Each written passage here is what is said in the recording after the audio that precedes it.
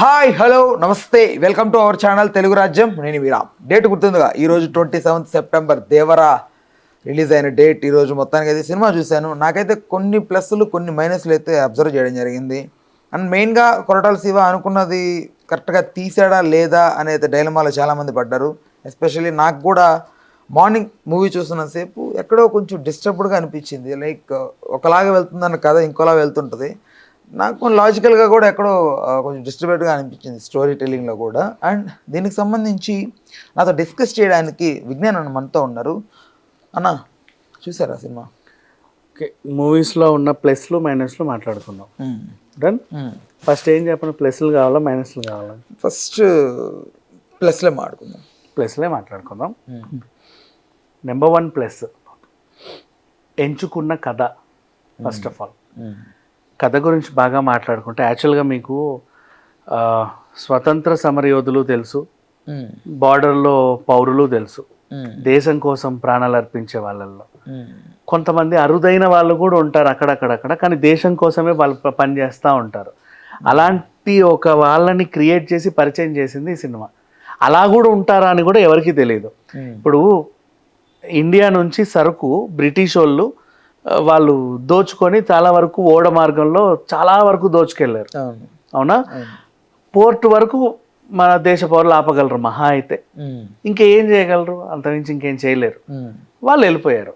కానీ ఈ దేశ పౌరుడు ఏం చేసేవాళ్ళంటే, దేవర వాళ్ళ తాత నాన్న ఈ జనరేషన్, ఇంకా పాత జనరేషన్, అలా వెళ్ళే ఓడలు ఎక్కడి నుంచి, అటువైపు పనామా కెనాల్ నుంచి వెళ్ళినట్లుగా ఇక్కడి నుంచి ఏమో ఇలా వెళ్తున్నాయి. ఈ రత్నగిరి ప్రాంతం నుంచి వెళ్తాయి ఎర్ర సముద్రం గుండా. అక్కడ ఉండే 4 ఊర్ల వాళ్ళు అందరూ కలిసి, ఆ 4 ఊర్లు అంటే ఒకే సంప్రదాయాన్ని పాటించే ఊర్లు. అందులో ఉండేటువంటి యోధులు వాళ్ళ తాతలు ఆ సముద్రంలోకి దూకి గజ ఈతగాళ్ళు మంచి వీరులు అనమాట. ఆ కంటైనర్లు ఎక్కి అవి తీసి వీళ్ళు దోచుకోకుండా తీసుకొచ్చి మళ్ళీ దేశానికి అప్పచెప్పేవాళ్ళు పాత తరంలో. సో అట్లాంటి వాళ్ళు ఉన్నారు అనే ఒక మంచి కథ చెప్పింది. ఆ తర్వాత తరం ఏమైంది, మన వాళ్ళు వీళ్ళు అలవాటు ఉంది అలా చేయడం, అంత నైపుణ్యం ఉంది, కానీ చెడు మార్గాలు పట్టారు. ఎవరెవరో ఏజెంట్లు వచ్చి మాకు అది కావాలి ఇది కావాలి ఇవ్వండి, మీకు ఇంత ఇస్తాం, మీకు ఎలాగో ఇంత నైపుణ్యం ఉంది కదా అని చెప్పేస్తే అలా చెడు మార్గంలోకి వెళ్తే వాళ్ళని మళ్ళీ సక్రమంగా నడిపించారు దేవర. ఏమని, దోపిడీలు దొంగతనాలు చేసుకుంటే మీరు ఈరోజు ఉంటారో లేరో తెలియదు, మిమ్మల్ని నమ్ముకున్న మీ ఫ్యామిలీలు ఏమైపోతాయో తెలియదు. సక్రమంగా సంపాదించడం నేర్చుకోండి. ఇదే సముద్రంలో మీకు నావలు ఉన్నాయి, బోళ్ళని చేపలు పట్టుకోండి, బిజినెస్ చేసుకోండి, ఇంకా బ్రహ్మాండంగా సంపాదించవచ్చు. ఇంత రిస్క్ చేసి ఏదో చేసి ఎవరినో ఏదో చేసి మీకేదో అయ్యి మిమ్మల్ని నమ్ముకున్న మీ ఫ్యామిలీ నాశనం అయ్యి ఇంత అవసరమా మనకి అని వాళ్ళందరినీ తీర్చిదిద్దుదాం అనుకున్నాడు. ఏమైంది ఏంటనేది ఆల్రెడీ మనం కథలో చూసాం. సో ఇది ఓవరాల్గా ఎంచుకున్న కథ ఎక్సలెంట్ పాయింట్ అసలు చెప్పాలి అంటే. అంటే ఇలా కూడా ఆలోచించవచ్చా అనే విధంగా. అంటే సింపుల్గా చెప్పాలంటే ఎలా వచ్చింది ట్రాక్ స్టార్టింగ్, దాన్ని ఇక్కడ దాకా తీసుకురావడానికి ఒక యతి అనే ఒకడు ఉన్నాడు, ఇంటర్నేషనల్, వాడు ఒక ఉగ్రవాది. ఒక క్రికెట్ స్టేడియాన్ని ఎంచుకున్నాడు వాడు సర్వనాశనం చేయాలని. వాడికి ఆ నాశనానికి సంబంధించిన ఆయుధాలు వాడికి ఎక్కడి నుంచో వస్తాయి. ఎక్కడి నుంచి అసలు వాడికి ఆయుధం ఎక్కడి నుంచి వస్తుందో ఆ కోర్ నుంచి ఎత్తుక్కుంటూ వచ్చాడు అజయ్. పలానా ఊర్లో వాళ్ళు సప్లై చేస్తారు, ఈ విధంగా తెస్తారు అని తెలిసింది. తెచ్చి ఎవడికి ఇస్తాడు, వాడు ఎవడికి ఇస్తాడు, అక్కడ పట్టుకోవచ్చు యతిని అని వీడు అనుకున్నాడు. కానీ అక్కడ వాళ్ళు తెచ్చేవాళ్ళు రారా బాబు తెచ్చండి ఇవ్వండి మాకు అని అడిగితే వాళ్ళు మేము చెయ్యం, మేము ఇవ్వం, మేము చెయ్యం. ఒకప్పుడు చేసేవాళ్ళం కానీ ఇప్పుడు చేయట్లేదు అని కూడా టంగ్ స్లిప్ అయ్యారు. సో అప్పుడు ఆయనకి అనిపించింది ఇక్కడే నాకేదో దొరుకుద్ది అని. ఇక అనుకోకుండా వాళ్ళందరూ తరిమేస్తే ప్రకాష్ రాజ్ గారి స్టోరీ చెప్పడంతో దేవర కథ బయటకు వచ్చింది. అంటే ఒక దేవర గురించి మనకు చెప్పడానికి ఎక్కడి నుంచో వెళ్ళాడు, అన్ఎక్స్పెక్టెడ్ జర్నీ, ఎక్కడెక్కడి నుంచో వెళ్తే ఒక అద్భుతమైన వీరుడి కథ మనకు తెలిసింది. దేవర కథ యాక్చువల్ మనకు పరిచయమైన వీరుడి కథ, వాళ్ళ తాత నాన్న. దేవర ఇప్పుడు మన కళ్ళ ముందు ఏదో చేశాడు, తర్వాత వాళ్ళ కొడుకు కూడా ఇంకేదో చేశాడు. ఇది ఓవరాల్గా జరిగింది. పాజిటివ్ పాయింట్ అంటే కథ విషయంలో చెప్పుకుంటా. నెక్స్ట్ ఇంకొక పాజిటివ్ పాయింట్ దీని గురించి మళ్ళీ మాట్లాడుకోవాలి అంటే, కంప్లీట్ ఫస్ట్ హాఫ్ని ఒక లెవెల్లో నిలబెట్టాడు. అంటే ఎవరు దేవర అంటే ఎవరు ఏంటి సంగతి ఇది. సెకండ్ హాఫ్ని మళ్ళీ చిన్న వాళ్ళకు అబ్బాయి పేరు మీద నిలబెట్టాడు. నీట్గానే నిలబెట్టాడు, ఎక్కడ ఏమీ లేదు. తన అమాయకునిగా చూపిస్తా, తర్వాత చిన్న చిన్నగా ఎలివేషన్స్ ఇస్తా, అతనిలో ఏదో ఉందని చూపిస్తా, మెల్లిమెల్లిగా లాస్ట్కి అతను ఎవరు ఏం చేశాడు అనేది చూపించాడు. రెండు కూడా బ్యాలెన్స్ చేశాడని అనిపించింది, ఎక్కడ కూడా ట్రాక్ నాకు ఈ దేవరా క్యారెక్టర్ కొంచెం డెప్త్ తీసుకెళ్తే బాగుంది అని అనిపిస్తుంది. ఎందుకు అనిపిస్తుంది తెలుసా, మనకేంటంటే సినిమాలో ఇప్పుడు ఒక నిమిషం నువ్వు మొత్తం చూసావు కదా, బోర్ కొట్టిందా ఎక్కడైనా? బోర్ అయితే కొట్టలేదు. మరి బోర్ కొట్టలేదంటే సినిమా బాగుందనే కదా. బాగుంది. నువ్వు కన్విన్స్ అవ్వట్లేదంటే యు ఆర్ ఎక్స్పెక్టింగ్ సంథింగ్. అంత ఎక్స్పెక్టేషన్ పెట్టుకోవడం ఎందుకు అని. మనం సినిమా ఏం లేకుండా ప్లేన్ మైండ్స్తో సినిమా చూస్తే అరే భలే ఉంది అనిపిస్తుంది. ఇది ఇంకా ఇట్లుంటే బాగుండు, ఇంకా ఇట్లుంటే బాగుండు అనుకుంటేనే అది ఇంకేదో అయ్యింది. నేను కామన్ ఆస్పెక్ట్ నాకు అనిపించింది ఏంటంటే ఒకటే, దేవర క్యారెక్టరైజేషను ఓకే, వాళ్ళు చెప్తున్న దానికి త్రూ మాటల ద్వారా ఎలివేషన్ ఉండడం వేరు, క్యారెక్టర్ కనపడ్డప్పుడు ఆ వెయిట్ కనపడడం వేరు. అమరేంద్ర బాహుబలి ఫర్ ఎగ్జాంపుల్ మనం అనుకుందాం, అతని గురించి మాట్లాడుతున్నప్పుడు ఒక వెయిట్, ఒక బజ్ క్రియేట్ అవుతుంది పార్ట్ 1లో అమరేంద్ర బాహుబలి అని. సడన్గా చూసినప్పుడు ఆ వెయిట్కి ఇది కరెక్ట్గా సింక్ అవుతుంది.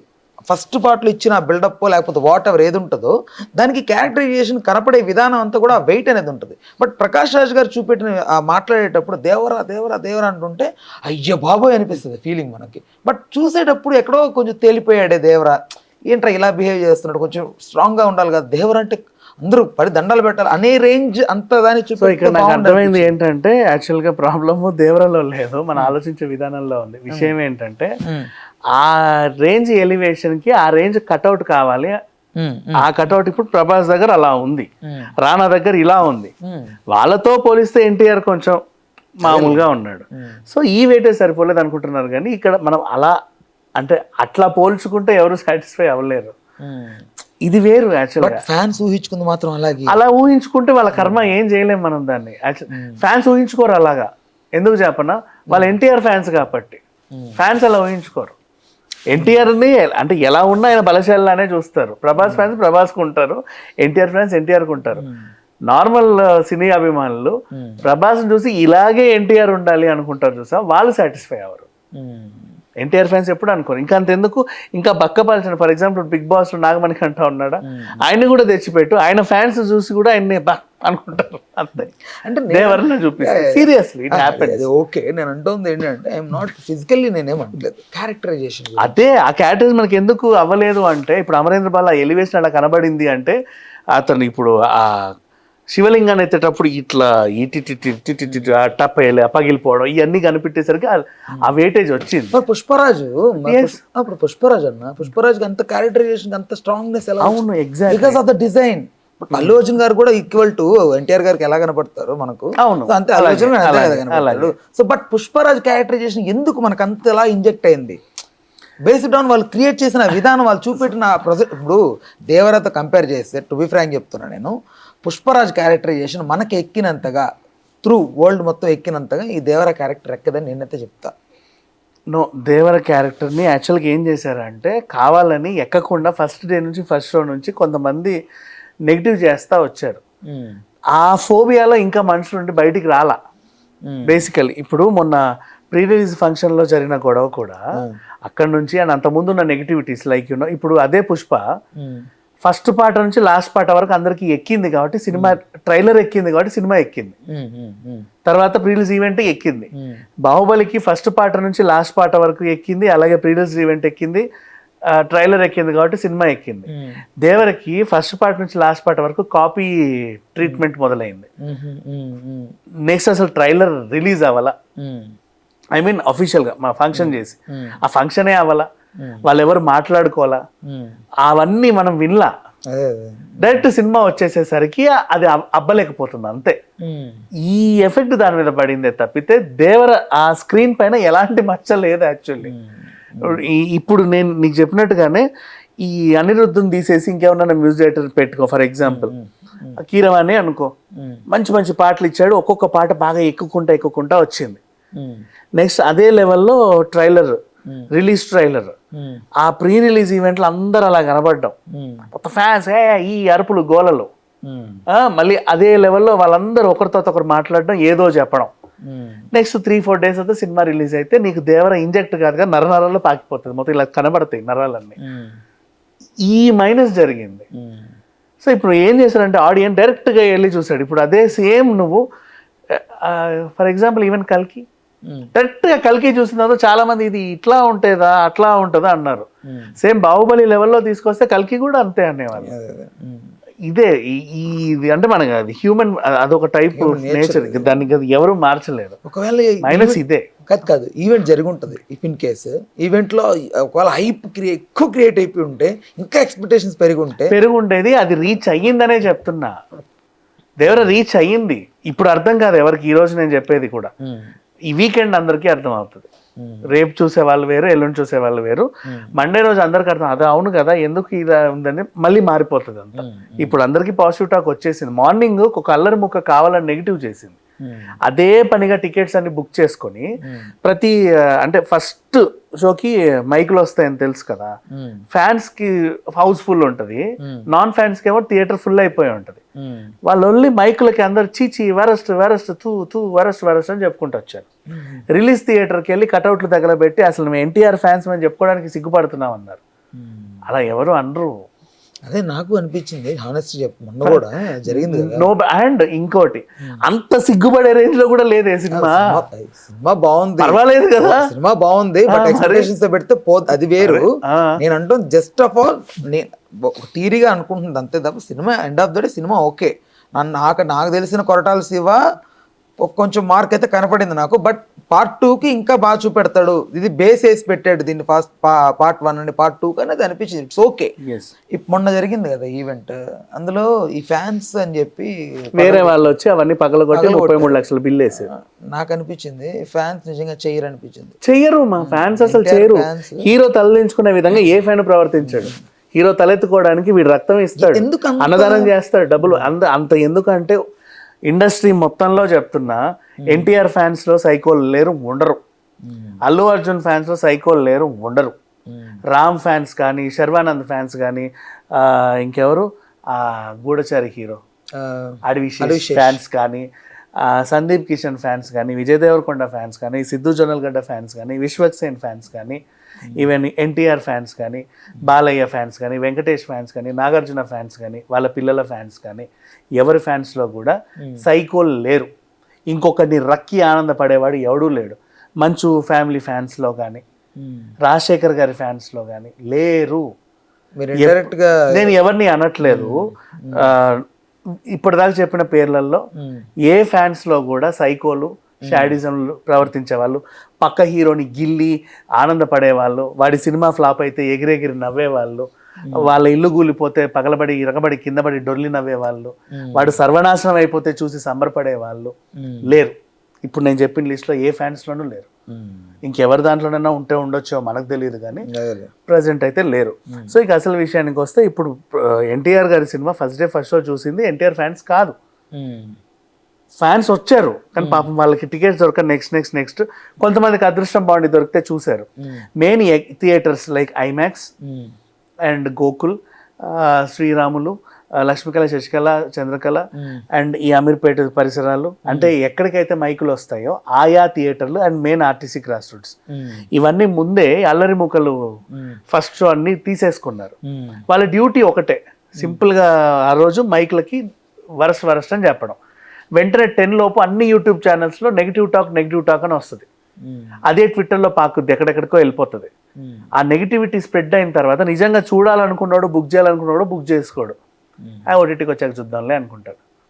అట్లా చేసి నెక్స్ట్ దాన్ని ఇంకోటి ఏంటి, ఊర్లలో డిస్ట్రిబ్యూటర్స్ భయపడతారు. హైదరాబాద్ టాక్ ఎక్కడ ప్రభావితం చేస్తుంది తెలుసా? ఊర్లలో ప్రభావితం చేస్తారు, నైజాం వైపు అటు ఇటు. ఇప్పుడు వాళ్ళందరూ ఆ డిస్ట్రిబ్యూటర్స్ ఏమంటారు, రే వద్దురా బాబు అక్కడ నెగిటివ్ టాక్ వచ్చింది, అందరూ అదే చెప్తున్నారు, థర్స్డే కల్లా లేపేద్దాం, ఫ్రైడేకి నెక్స్ట్ ఏముందో చూడు, ఇలా అనుకుంటారు. దేవరకి 1 వీక్ చాలు కదా నన్ను అడిగితే, మోర్ దెన్ ఇనఫ్. వీకెండ్ కూడా చాలా చెప్పాలి అంటే. అండ్ సినిమా నిజంగా చాలా బాగుంది, కావాలని పాడు చేశారు. ఒక్కసారి వెళ్ళి సినిమా చూస్తే అర్థమవుతుంది ఎవరికైనా. ఇలాంటి కైండ్ ఆఫ్ ప్లాన్స్ ఉంటాయా? బంగారంలా ఉంటాయి. ఎందుకుండో ఒక సినిమాకి నిజంగా పని కట్టుకొని, ఇది నేను 3 రోజుల ముందే చెప్పాను మా, ఇక్కడ ఇలా జరుగుతుందని మొన్నే చెప్పా, ఇలాగే అవుతుందని చెప్పా. కరెక్ట్. అండ్ ఇంకొకటి ఇప్పుడే మళ్ళీ ఇంకో ప్రిడిక్షన్ చెప్తాను చూడు, ఇలాగే అవుద్ది. నెక్స్ట్ పుష్ప సినిమా కూడా ఇలాగే అవుద్ది.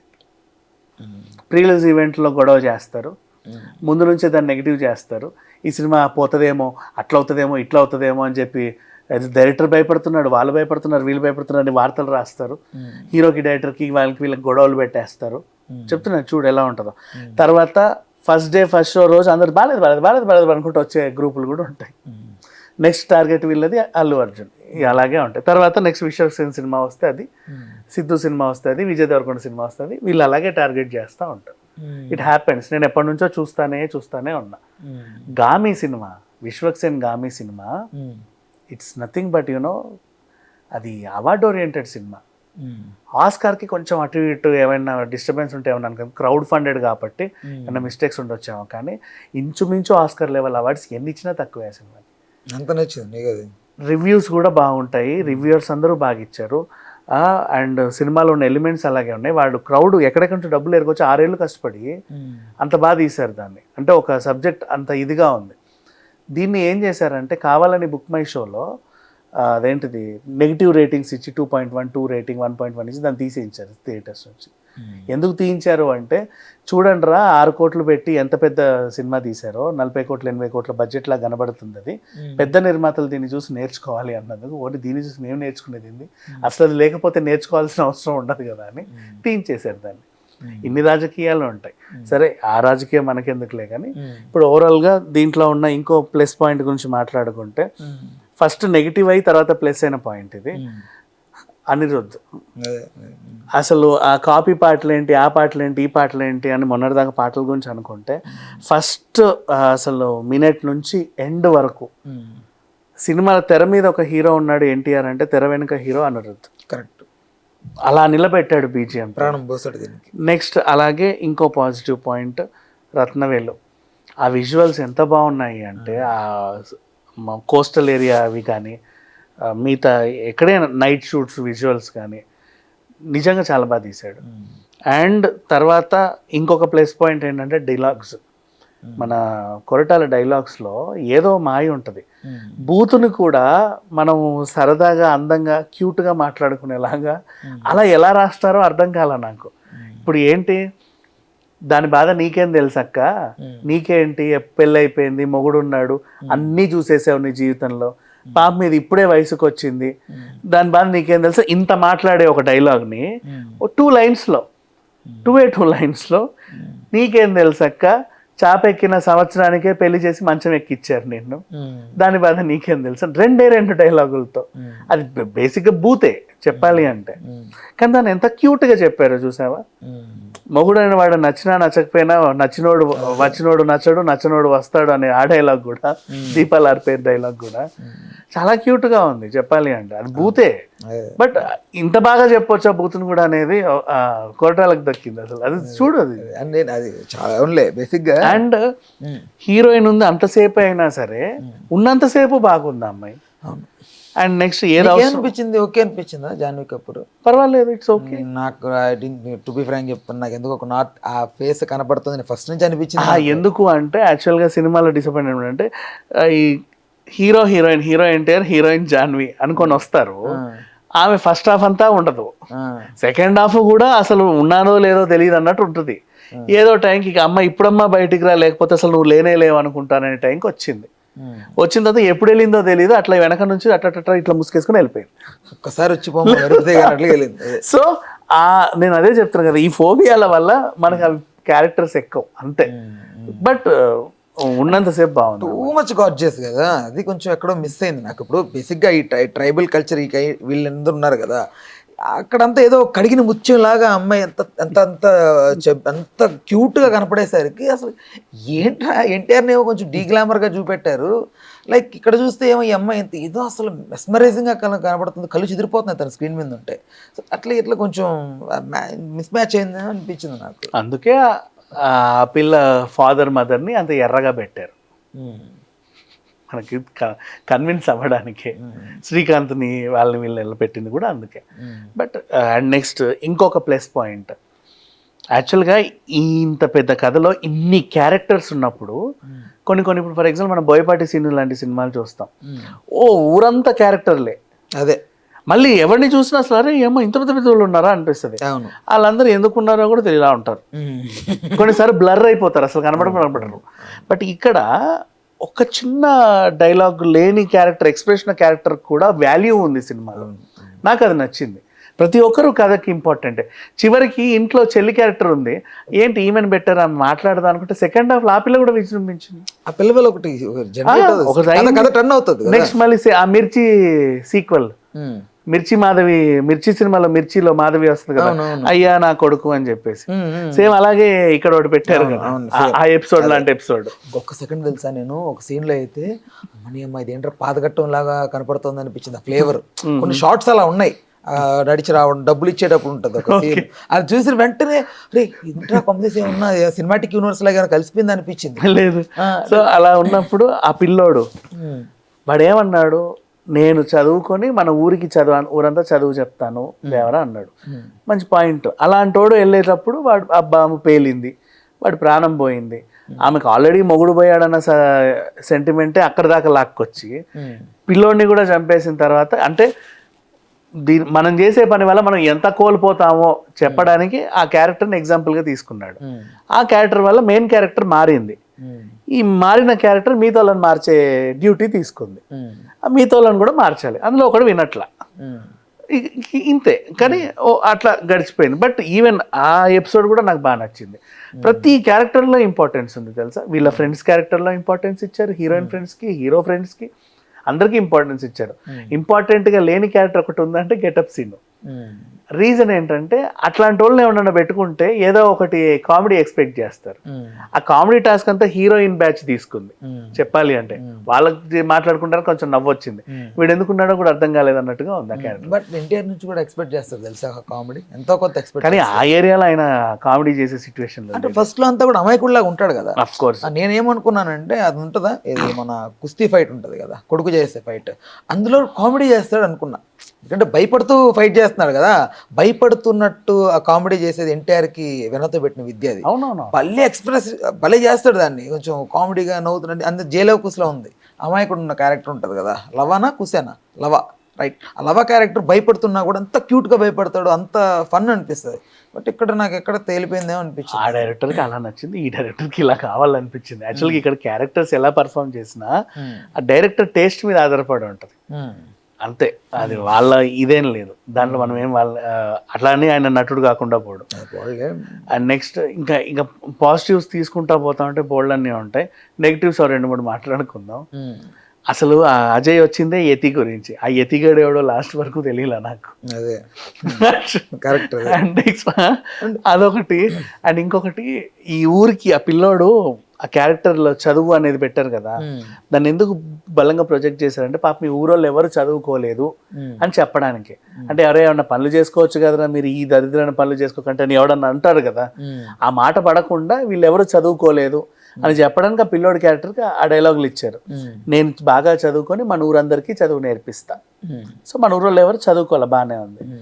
దేవర వెళ్ళేటప్పుడు కొండ మీద ఇంత పెద్ద కవిత్వం రాస్తే ఊరంతా ఇలా చదువుతూ ఉంటుంది గబగబ గబగబ, సింగిల్ ఇట్లా చదువుతా ఉంటారు. అరే ఇదేంటి ఇలా ఉంది అనిపించింది. అసలు ఇంకొకటి అబ్బా, అసలు ఓకే ట్విస్ట్ వరకు వెళ్ళే ముందు ఇక్కడ మాట్లాడుకుందాం. నాకు ఎన్టీఆర్కి ఉన్న పొటెన్షియాలిటీని పర్ఫెక్ట్గా దీంట్లో ప్రజెంట్ చేయలేదేమో అని నాకు ఇక్కడ కొంచెం బాధగా. అట్లా ఏం లేదు, హార్ట్ఫుల్గా ఇచ్చాడు. 2 క్యారెక్టర్స్లోనూ ఎంత ఇవ్వాలో అంత ఇచ్చాడు.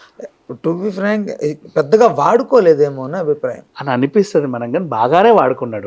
రెండు క్యారెక్టర్స్లో వాడుకున్నాడు, ఇంకా పెద్దగా ఇంకేం వాడుకోవడానికి ఏముంటుంది. అండ్ మళ్ళీ ఇంకొక చిన్న నెగిటివ్ మాట్లాడుకుంటే సీక్వెల్. ఇప్పుడు ఫస్ట్ హాఫ్లో పెద్ద ఆయన్ని చంపేశావు, సెకండ్ హాఫ్లో చిన్న ఆయన్ని చంపేశావు. చిన్న ఆయనకు కావాల్సింది ఇంటూ మార్కే కదా వీప్ పైన. ఆ వీప్ మీద ఇంటూ కావాలంటే నువ్వు గీసుకోవచ్చు, ఇంటూవే గీసుకోవచ్చు. దానికోసం నరాలు మొత్తం బోన్స్ అని తెగేలాగా పొడుచుకోవడం ఎందుకు? నెక్స్ట్ జనరేషన్ ఇప్పుడు వీళ్ళందరూ నన్ను చూస్తే నమ్మరు, నాకు కూడా ఇంటూ లేకపోతే నాకు మా డాడీ కలిసిపోయాం అనుకుంటారు. లోపలికి వెళ్ళి ఒక ఇంటి అంటే అమ్మో నీ బ్లడ్ నేను చూడలేను బాబు అని చెప్పి చచ్చేంత బిల్డప్ ఇచ్చి ప్రకాష్ రాజ్ వెళ్ళాడు, పర్లేదు బాగానే ఉంది.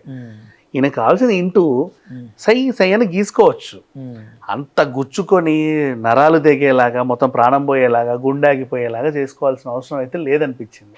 అంటే ఎలా అయితే నువ్వు దేవర ఉన్నాడు అని నీ తల్లిని చేయాలనుకున్నావో, మాయ చేయాలనుకున్నావో, నీకు కూడా ఒక తల్లి ఉంది కదా, ఆలోచిస్తావు కదా. అమ్మమ్మనే నాన్నున్నాడని కన్విన్స్ చేస్తున్నాడువి, తల్లిని కొడుకు లేదని బాధ పెట్టే నేచర్ కాదు కదా. సో నిన్ను నువ్వు అంతలా బాధించుకో అనేది నా ఫీలింగ్, ప్రాణాలు పోయేంత. ఇప్పుడు కొడుకే తండ్రిలా చేస్తున్నాడు ప్రకాష్ రాజ్ ఫస్ట్ నుంచి తెలుసు. ఓకే, మరి ప్రకాష్ రాజ్ హడావిడిగా ఎందుకు వెళ్ళిపోతున్నాడు? వరకు ఏదైనా జరుగుతుంటే ఏం ఎందుకు చేసావరా, ఏందని ఎందుకు అడుగుతున్నాడు, అది మనకెందుకు చూపెట్టున్నా నాకు అర్థం కాదు. దాని అలా అంటే మనకి అది క్యూరియాసిటీ క్రియేట్ చేయాలనుకున్నాడు వాడు, మనకు చూపిట్లా ఆ ఊర్లో యాక్ట్ చేస్తున్నట్టుగా. ఇప్పుడు ఆయన నాకంతా తెలుసురా అని కూర్చున్నాడు అనుకో, ఏంటి ముసలోడు ఇంత ఓవర్ యాక్షన్ చేస్తాడు, ఇంకో 2 క్యారెక్టర్లు అనేది ఫోకస్ చేస్తాయి. అలా కాకుండా అతను కూడా హడావిడి చేస్తే ఓకే ముసలోడే అంత దేవుడి గురించి అంత తెలిసిన ఈయనే ఇంత కంగారు పడుతున్నాడు అంటే వాడు నిజంగా అమాయకుడే అనేది ఊర్లో ప్రొజెక్ట్ చేయాలి, ఆ క్యారెక్టర్ డ్యూటీ అది. అందుకు అలా చేసింది అంతే, మనల్ని ఏదో చేయడానికి కాదు. సో అండ్ మళ్ళీ ఇంకొకటి ఏంటి మైనస్ అంటే, సినిమా అంతా మైనస్ కిందకి వస్తుంది ఈ పాయింట్ చెప్తే. ఇప్పుడు యాక్చువల్గా ఏంటి, సముద్రంలోకి వెళ్ళకూడదు. ఇప్పుడు రిస్ట్రిక్టెడ్ ఏరియా అనే ఒక బోర్డు పెట్టడానికి ఈ సినిమా అంతా తీసాం మనం. సముద్రంలో వెళ్ళకూడదు అబ్బా అంతే, అంటే చేపలు పట్టడానికి వెళ్ళు కానీ అట్లా ఆ పిచ్చి పనులు చేయడానికి వెళ్ళొద్దు. వీళ్ళందరూ మారారా అంటే మారిపోయారు. ఇప్పుడు అజయ్ వచ్చి ఇంట్రోగేషన్ చేయగానే సముద్రంలోకి వెళ్ళాలి, నాకు ఒక పని ఉంది, మీకు డబ్బులు ఇస్తా అంటే నేను అవసరం లేదురా పో మేము వెళ్ళము అంటే వెళ్ళమని కూర్చున్నాడు సైఫ్. సైఫ్ మారిపోయాడుగా. ఫస్ట్ సీన్ గమనించు, అజయ్ వచ్చి సైఫ్ మారిపోయాడు, ఆ ఊరంతా మారిపోయింది దేవర వల్ల. మారాడంటావా? ఫస్ట్ సీన్ లో కాదబ్బా, మనోడు ఏంటంటే వచ్చి చులకనగా మాట్లాడతాడు, ఓకే అంటే రెచ్చగొడతాడు కావాలని, ఏదో వాళ్ళ నుంచి పొందడం కోసం. అవునవును అది అర్థమైంది, రెచ్చగొట్టాడు కరెక్టే, కానీ మేము సముద్రంలోకి అయితే పోమన్నాడు కదా. ఎందుకు పోము అనడానికి ప్రకాష్ రాజ్ స్టోరీ చెప్పాడు. ప్రకాష్ రాజ్ స్టోరీ చెప్పేటప్పుడు అజయ్ ఉన్నాడా? ఉన్నాడు. అజయ్ అప్పుడుకి అంటే ఆల్రెడీ గతం కదా ప్రకాష్ రాజ్ చెప్పింది. సో గతంలో సైఫ్ కూడా మారిపోయాడు, సముద్రంలోకి వెళ్ళడానికి కూర్చున్నాడు, ఇంకా వాళ్ళందరూ మంచి మంచి పనులు చేసుకుంటూ ఉన్నాడు. ఇప్పుడు మళ్ళీ ఈయన వచ్చి గెలికాడు యాక్చువల్గా చెప్పాలి అంటే.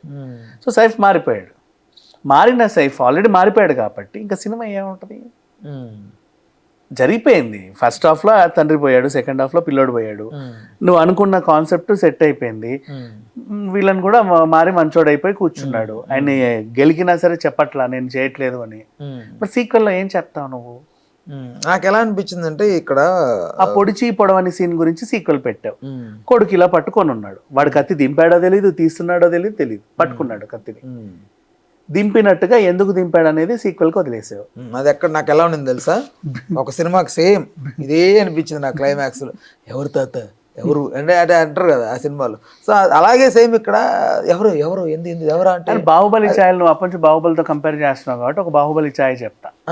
మరి శ్రీకాంత్ యాక్షన్ పెళ్లి టైంలో కట్టప్పలాగా అదే అంటున్నాను, సేమ్ కట్టప్ప. రమ్యకృష్ణ వీళ్ళు ప్లాన్ చేస్తారా బాహుబలిని చంపాలి అని? 100% నేను ఎందుకు కంపేర్ విత్ మ్యూజిక్ కూడా అలాగే ఉంది. నేను ఎందుకు కంపేర్ చేసుకుంటున్నానంటే బికాస్ నాకు అట్లా సిమిలారిటీస్ కనిపించాయి కాబట్టి సినిమాకి కొన్ని దగ్గరలా. సో ఇప్పుడు దేవర క్యారెక్టరైజేషన్కి హై ఉంటుంది, కొడుకు ఉంటుంది, కొడుకు తండ్రి గురించి పెద్దగా తెలియదు, అంటే తెలిసినప్పటికీ దీనిలో చూపెట్టే విధానం బాహుబలిలో. సో తర్వాత తెలుసుకుంటాడు, ఎవరో ఎలివేషన్ ఇస్తే తెలుసుకుంటాడు, తెలుసుకున్న తర్వాత కూడా కొడుకు తండ్రి గురించి తెలియదు. అదే అంటున్నా, ఎందుకు చెప్ప నా తండ్రి తన గురించి చెప్పుకోడు, వాళ్ళ తాత గురించి వాళ్ళ తండ్రి గురించి ఆయన గురించి అట్లా సిమిలర్ గా కొన్ని కనపడ్డాయి. ఎంత క్లైమాక్స్ కి వచ్చేసరికి కొడుకు తండ్రిని చంపడం ఏంటి, దానికి రిలేటెడ్ గా నీకు ఎండ్ ఇవ్వడం ఏంటి, who Kattappa killed Baahubali, why Kattappa killed Baahubali అనే దానిలాగా దీనికి ఒకటి ఇచ్చి వదిలేశాడు. ఇప్పుడు ఎందుకు కొట్టుకొని రావాలి, ఇప్పుడు ఏందినా బాబు దేనికి చంపాడు, ఏమై ఉండొచ్చు అని. అండ్ ఇంకొకటి సీక్వెల్లో కథ మళ్ళీ ఉంటుంది, సైఫ్ అలీ ఖానే విలన్. ఎలా చెప్పనా, ఇప్పుడు ఊరు మారిపోయింది, అవును మేము కూడా ఆ పనులు చేయట్లేదు అని చెప్పి సైఫ్ని ఎవడో ఇంట్రోగేట్ చేయడానికి వస్తే వాడు కూడా అలాగే అన్నాడు. అయినప్పటికీ యతి అనేవాడికి ఆయుధం వెళ్ళింది, అందుకు కదా ఈయన వచ్చింది ఇక్కడికి. ఒరిజినల్ కథలో యతి అనేవాడికి ఆయుధం వెళ్ళింది, వాడేమో స్టేడియాన్ని నాశనం చేయడానికి వెళ్తున్నాడు, ఎవరినో ప్రాణం తీయడానికో బాంబు పేల్చడానికో 10 మందిని చంపడానికో whatever his task is వెళ్తున్నాడు. సో యతి అనేవాడికి ఆయుధం వెళ్ళిందంటే ఇంకా అక్కడ ఏదో కార్యకలాపం జరుగుతుంది. అది ఏంటి అనేది నీకు నెక్స్ట్ పార్ట్లో ఉంటుంది. ఏమో అసలు ఇంకా వాళ్ళు మారలా, సైఫ్ ఇంకా అలాగే ఉన్నాడు, దాని పార్ట్లో ఉంటుంది. ఇంకా ఉన్నాయి కథలు, అది ఈ క్యారెక్టర్ కాస్త ఇటు వస్తాయి. ఇప్పుడు అడవిలో నుంచి న్యాచురల్ ఊర్లోకి, ఇప్పుడు అజయ్ తిరిగేదంతా బయట ప్రపంచం కదా, క్రికెట్ స్టేడియం అది ఇది అంతా కూడా అక్కడికి వచ్చేస్తుంది స్టోరీ. నువ్వు ఇది నీకు ఎట్లా అనిపించింది, ఆయుధ పూజ సాంగ్? ఆయుధ పూజ సాంగ్ హైలైట్స్ నాకైతే నిజంగా బాగా నచ్చింది. నేను అది శివతాండవం ఏంటంటే అనిపించింది నాకు, ఎన్టీఆర్ శివతాండవం ఆడాడు అనిపించింది. అంటే అది యాక్చువల్గా చెప్పాలంటే ఆ తండా ప్రజలు కదా, హై హా అవన్నీ ఇచ్చారు చూసావా, అక్కడ వాళ్ళకి అవి ఉంటాయి. ఆ నేచర్ని పరిచయం చేయడానికి ట్రై చేశాడు అంతే, అంతేం చేయలేదు. అండ్ ఇంకా చాలా మందికి అర్థం కాలేదు. కొంతమంది ఏం మాట్లాడుకుంటున్నారంటే ఈ పబ్లిక్ టాక్ వాళ్ళని చూసా, మహా అయితే 20 కత్తులే ఉన్నాయి దాంట్లో, ఆయుధ పూజ అది మెయిన్ వెళ్ళకు ఉన్నాయి కదా ఆయుధాలు అన్ని ఉన్నాయి, 20-25 ఉంటాయి అంతే. ఏరా బాబు తయారు చేసుకోవచ్చు కదా, ఏ కావాలని ఏముంది అని చెప్పి చాలా మంది అంటున్నారు. అవి అమ్మవారి ముందు పెడతారు కదా, దానికి ఏదో మహిమ ఉంటుంది, దాన్ని పట్టుకుంటే ఇక వీరుడు లాగా కనీసం ఒక పోట్లో 100 మందినైనా జయించవచ్చు అనే బలం ఉంటుందని ఫీల్ అవుతారు వాళ్ళు అంతే. అదొక ఎమోషన్, అది జనాలకు అర్థం కాల. అది అంటే ఎవడో నాకు పబ్లిక్ టాక్ లో విన్నా వీడియో చూసా, ఆయుధాలు 20 ఉన్నాయి, 4 ఊర్లు కొట్లాడుకోవడం ఎందుకు, తయారు చేసుకోవచ్చు కదా అన్నాడు. కానీ ఆయుధాలకి ఫస్ట్ నుంచి వీళ్ళు దేవరా మూవీ ఫస్ట్ నుంచి కూడా ఒక ఆయుధాలు అనేది కాన్సెప్ట్, ఆయుధం అనేది ఎక్కువ వినపడేది. అమ్మ ఏంట్రా ఈ ఆయుధాలు, ఏదో ఉందనుకుంటే ఆయుధాలకు అంత ఇంపార్టెన్స్ ఉందనిపించింది నీకు సినిమాలో?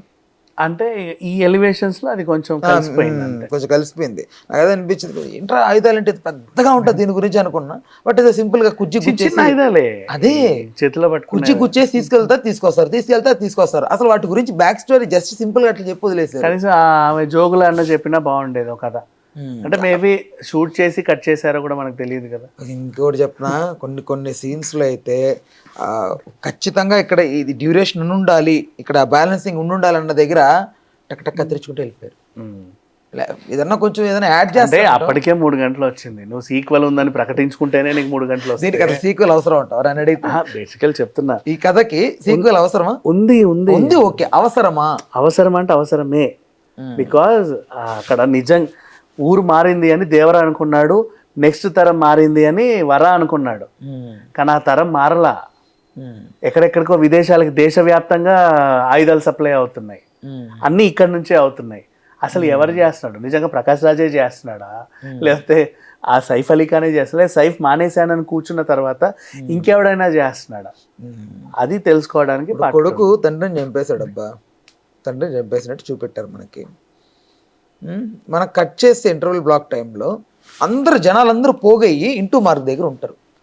ఇంటూ మార్క్ ఈ పిల్లోడు ఎట్టేయగలుగుతాడు, 12 ఏళ్ళ పిల్లోడు అంతమందిని మోసుకొచ్చి అక్కడ వేసి దానికి ఒక ఇంటూ మార్క్ వేసి రాశాడంటే ఓకే, చదవచ్చు కాబట్టి రాస్తాడు.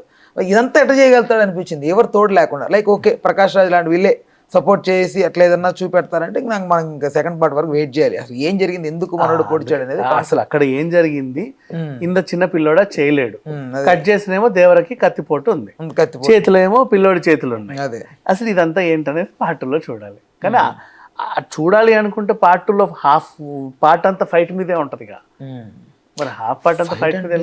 ఇది చూడు, అసలు నిజంగా వాళ్ళు క్యారెక్టరైజేషన్స్ డిజైన్ చేశారు కదా.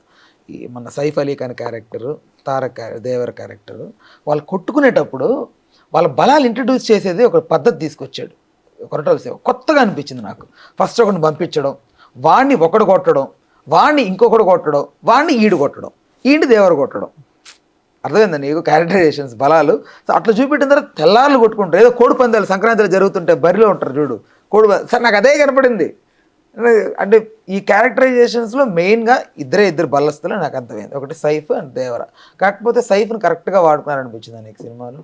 సైఫ్ని కూడా కరెక్ట్గానే వాడుకున్నారు 2 షేడ్స్. నాకు మాత్రం నేను అదే అంటున్నా, ఏదో ఎక్స్పెక్ట్ చేసి అక్కడికి వెళ్ళొద్దు, అక్కడ ఏది ఉందో అది చూడండి అంతే. మీకు మళ్ళీ ఇంకొకసారి దేవరని వితౌట్ ఎక్స్పెక్టేషన్స్, వితౌట్ నేను రివ్యూ చెప్పాలనో, జనాలు ఏమనుకుంటున్నారనో, మైకిల్ బెట్ ఇవన్నీ తీసేసి ప్లెయిన్ హార్ట్గా ఒకసారి దేవరని చూడు, you will really love it. ఆ ఓల్డ్లోకి వెళ్ళిపోతావు. లేదంటే ఈ దేవర కూడా ఇంకో కలేజా, ఇంకో జగడం అయిపోతుంది. అంటే థియేటర్స్లో ఉన్నప్పుడు దాని వాల్యూలు తెలియదు, టీవీలోకి వచ్చాక బాధపడతారు, ఇది ఎందుకు మేము థియేటర్లో దీన్ని ఆదరించలేకపోయామే అని. ఆరెంజ్ లాగా ఇట్లా ఇట్లా అయిపోతుంది చెప్తున్నా. అది అలా అవ్వకముందే బెటర్ వాచ్ 1 సెకండ్ అని చెప్తున్నాను, అంతమించి ఇంకా ఓకే. ఎంత బ్రేక్ ఈవెన్ నాకు తెలిసి ఇంకా ఎంత 1 week లో బ్రేక్ ఈవెన్ అయిపోద్ది. అయిపోతుంది, పెద్ద విషయం ఏం కాదు. కలెక్షన్స్ గురించి టెన్షన్ పడాల్సిన అవసరం ఏం లేదు, హ్యాపీగా వచ్చేస్తాయి. ఫ్యాన్స్ కదా ఉంటాం కొంచెం ఏదో హ్యాపీగా వచ్చేస్తాయి, బంగారం లాగా వస్తాయి. Right okay right. చూసారు కదా, మొత్తానికి అయితే ఇది దేవరాకు సంబంధించి ముచ్చట్లు. మీకేమనిపించింది దేవరా సినిమా? ఖచ్చితంగా కామెంట్ సెక్షన్ తెలియజేయండి. మీరు మాకు చాలా వాల్యుబుల్గా ఉంటుంది, ఎందుకంటే మీ ఒపీనియన్ మా ఒపీనియన్ ఒకేలా ఉంటే ఖచ్చితంగా మనం కలిసి ముందు వేరే వేరే సినిమాలకు సంబంధించి కూడా రివ్యూస్ చేసుకుంటుంటాం. స్టేట్ ఉంటుంది ఎవరి ఛానల్ తెలుగు రాజ్యం, నేను Meera. Please do subscribe to Telugu Rajyam channel. Please do subscribe to Telugu Rajyam channel. Please do subscribe to Telugu Rajyam channel. Hi అండి, నేను మీ ఆర్పీని, నెల్లూరు పెద్దారెడ్డి చేపల పులుసు ఓనర్ని. మీరు తెలుగు రాజ్యం అనే ఈ యూట్యూబ్ ఛానల్ సబ్స్క్రైబ్ చేసుకుని మంచి మంచి వీడియోలతో వస్తారు. Thank you so much. Hi people, I'm Sonakshi Verma and you please watch Telugu Rajyam and please subscribe to the channel.